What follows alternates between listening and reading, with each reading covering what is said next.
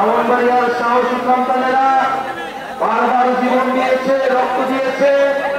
ফ্যাসিবাদ বিরোধী সকল আন্দোলনে ব্রাহ্মণবাড়িয়ার মানুষেরা রক্ত দিয়েছে, লড়াই করেছে সাহসিকতার সাথে। আমরা জানি শুধু জুলাই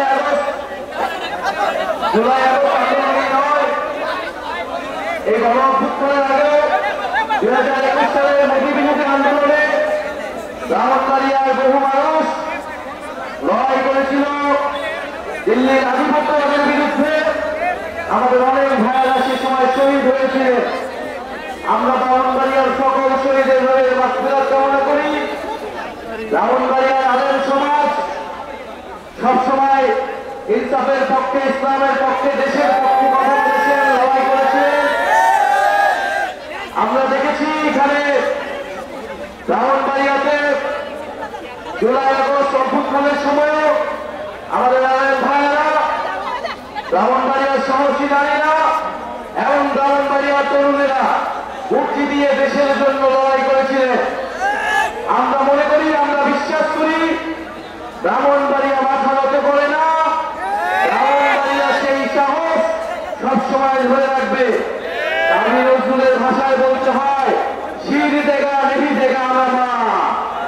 ব্রাহ্মণবাড়িয়া সবসময় জীবন দিয়েছে, কিন্তু আপোষ করেনি। এবং ব্রাহ্মণবাড়িয়াবাসী, আমরা জানি ব্রাহ্মণবাড়িয়া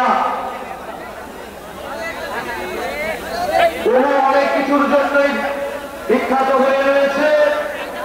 ব্রাহ্মণবাড়িয়া সংস্কৃতির জন্য বিখ্যাত, ইসলামের পুণ্যভূমি হিসেবে পরিচিত।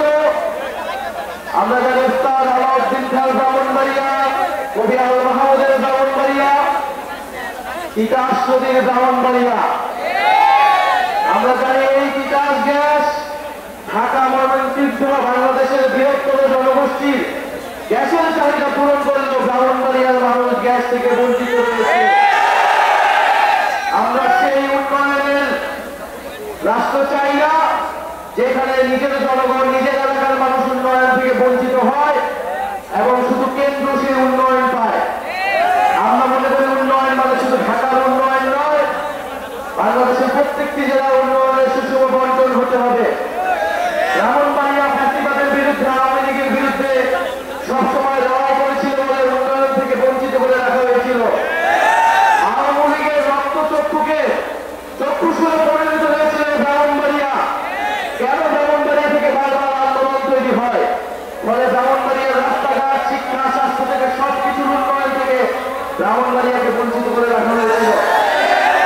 ব্রাহ্মণবাড়িয়াবাসী, আজকে আপনারা এসেছেন, আপনাদেরকে আন্তরিকভাবে ধন্যবাদ এবং কৃতজ্ঞতা জানাই। আপনারা আমাদের পাশে থাকবেন। জাতীয় নাগরিক পার্টি সংস্কার, বিচার, নতুন সংবিধানের দাবিতে এগিয়ে যাবে। যে সকল রাজনৈতিক দল নিজেদের দলীয় অবস্থান থেকে সরে এসে সংস্কারের ঐক্যমতের পক্ষে কাজ করছেন, সে সকল রাজনৈতিক দলকে ধন্যবাদ জানাচ্ছি। ইনশাআল্লাহ আমরা জুলাই আগস্ট মাসের মধ্যে, 5ই আগস্টের মধ্যে জুলাই সনদ এবং ঘোষণাপত্র আদায় করতে পারবো।